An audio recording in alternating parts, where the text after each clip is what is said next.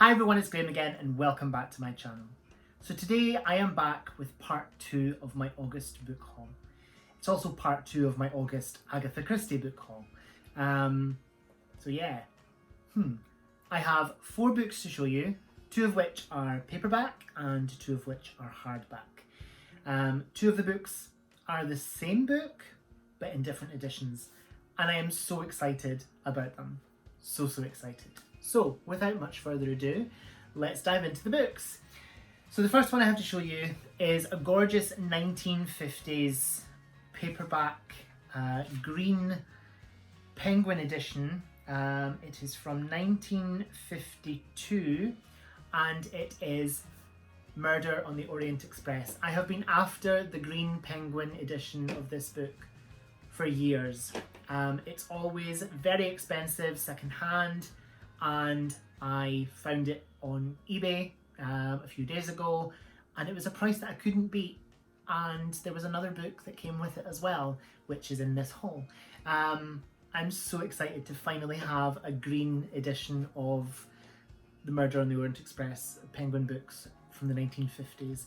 It's in really good condition apart from a tiny little bit of damage on the bottom of the spine, and it has a picture of the gorgeous lady herself on the back. I'm so excited to have this and to add this to my collection. I shall read you, although you probably know what the book is about, I'll read you what this edition says. About this book. A snowbound train, an evil man murdered. 13 people who might have murdered him. A dented watch, a pipe cleaner, a handkerchief with the initial H, and a scarlet silk kimono. These were the ingredients of the of the case of the murder of Cassetti, alias Ratchet, kidnapper and child murderer, who had been stabbed to death in his sleep. The Orient Express seemed unusually full, and Monsieur Poirot alleviated his boredom by studying the mixture of nationalities among which he found himself. He was beginning to tire of this occupation when he was suddenly rescued. Murder had been committed. They were in Yugoslavia, and therefore there were no police on the train. They were snowbound, and therefore the murderer could not escape. A situation to set Monsieur Poirot on his mettle, and to keep the reader on tenterhooks to the end. And it says at the bottom, a list of other penguins by Agatha Christie appears on the inside of the back cover. The present edition of these books is published by special arrangement with Messrs. William Collins, publishers of the original editions. So there's the other editions in the green penguins from Agatha Christie are The ABC Murders, Appointment with Death, Lord Edgware Dies, Murder at the Vicarage, The Murder of Roger Ackroyd, The Mystery of the Blue Train, Peril at End House, The Seven Dials Mystery, and The Sitterford Mystery.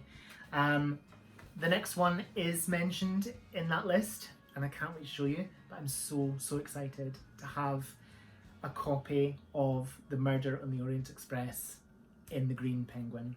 I can't believe I finally have this, I'm so excited. So, the next one is The Mystery of the Blue Train by Agatha Christie. I have not read this one, but it came in a sort of job lot with Murder on the Orient Express, and it was a really reasonable price for 2 original green penguins. This one was published in 1948. This book is from. It's actually in better condition than the one from the 50s. Wow. Okay, so I have not read this one, but I've heard it is quite good. About this book. Since the beginning of history, jewels have exercised a baneful spell. Murder and violence have followed in their wake. So it was with the famous heart of fire, Ruby. It passes into the possession of the beautiful American woman Ruth Kettering, and doom follows swift upon it. Whose hand was it that struck her down? Were the jewels the motive for the murder, or were they only taken as a blind? What part did the beautiful foreign dancer play? These are some of the questions that have to be answered, and the story tells also how these strange and dramatic happenings affect the life of a quiet English girl who has felt convinced that nothing exciting will ever happen to me. She uses very nearly those words to a chance acquaintance on the blue train, a little man with an egg-shaped head and fierce moustaches, whose answer is curious and unexpected, but even Hercule Poirot, for it is he, does not guess how soon he will be called upon to unravel a complicated and intricate crime when the blue train steams into Nice the following morning and it is discovered that murder has been done. Oh, so excited. And I love that both of these are about trains. Yes. Yes. So the next one is from an early 2000s Agatha Christie collection. And this is the choice for September's Christie Fest, which I am part of. Christie Fest is a book club that reads Agatha Christie. So 1 month will be Poirot and the next month will be a Miss Marple. And it's hosted by Julie, the Hungry Bookworm, and Lil from Lil's Vintage World. Hello, ladies. I absolutely love being a part of Christie Fest, and I had to purchase the next edition, the next book that's been chosen for September. September? Yes, September. Because I do have a copy of it, but it's in with a bind up of other books, and I'm not keen on bind ups because it kind of feels like you haven't fully read the book if you only read one book in, say, like a bind up of 3 or 4. I'm a completist that way. So I had to buy a single copy, and it is Mrs. McGinty's Dead by Agatha Christie. This is a Poirot, and there isn't a synopsis in here. So yeah, there isn't one, and I don't know what it's about because I have not read this. I shall read the first paragraph. Maybe that'll give us some insight. Hercule Poirot came out of the Vale Grand Mare restaurant into Soho. He turned up the collar of his overcoat through prudence rather than necessity, since the night was not cold. But at my age, one takes no risks, Poirot was wont to declare. His eyes held a reflective, sleepy pleasure. The escargot de la Ville Grand-Mère had been delicious. A real find, this dingy little restaurant. Meditatively, like a well-fed dog, Hercule Poirot curled his tongue round his lips. Drawing his handkerchief from his pocket, he dabbed his luxuriant moustaches. Yes, he had dined well. And now what? A taxi, passing him, slowed down invitingly. Poirot hesitated for a moment, but made no sign. Why take a taxi? He would in any case reach home too early to go to bed. Alas, murmured Poirot to his moustaches, that one can only eat 3 times a day. So I'm guessing that a lady called Mrs. McGinty dies. Like I say, I haven't read this one, and I do look forward to getting to it in September's Christie Fest. So we come to the final book in this haul, and I am so excited. I cannot believe that I finally have a copy. Oh, well, I've got lots of copies of this book, so that gives you a clue as to what book it is. But with this original dust jacket from like the 1950s. This is a very rare dust jacket, very rare copy and edition, and I'm so happy to have it. It is Murder on the Orient Express, and just look at that gorgeous artwork on the dust cover.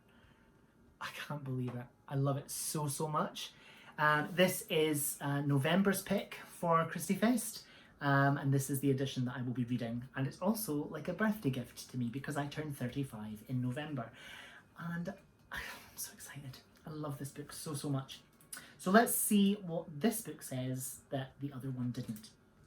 The famous Orient Express, thundering along on its 3-day journey across Europe, came to a sudden stop in the night. Snowdrifts blocked the line at a desolate spot somewhere in the Balkans. Everything was deathly quiet. Decidedly, I suffer from the nerves, murmured Hercule Poirot, and fell asleep again. He awoke to find himself very much wanted, for in the night, murder had been committed. Mr. Ratchet, an American millionaire, was found lying dead in his berth, stabbed. The untrodden snow around the train proved that the murderer was still on board. Poirot investigates. He lies back and thinks, with his little grey cells. Murder on the Orient Express must rank as one of the most ingenious stories ever devised. The solution is brilliant. One can but admire again the amazing resource of Agatha Christie. Absolutely, yes. And I can't believe I have a copy of this book with this dust jacket design in my collection. I am so unbelievably happy. It's absolutely gorgeous. It's so rare to find it in such good condition and at the reasonable price that I did find it at. I'm not going to divulge how much that was because some people might be disgusted, but I love it so much. But yes, that is my part 2 of my August book haul, which is also part 2 of my August Agatha Christie book haul. Doubtless there will be more Agatha Christie book hauls in the future, and of course there will be more general book hauls because, yeah, I'm sorry that I'm not sorry because I buy lots of books. But yes, thank you so much for watching. Whatever you're doing, I hope you have so much fun doing it. Whatever you're reading, I hope you love it. Stay fabulous, be amazing, be yourself, stay safe, and I'll see you again soon for another video. Bye bye.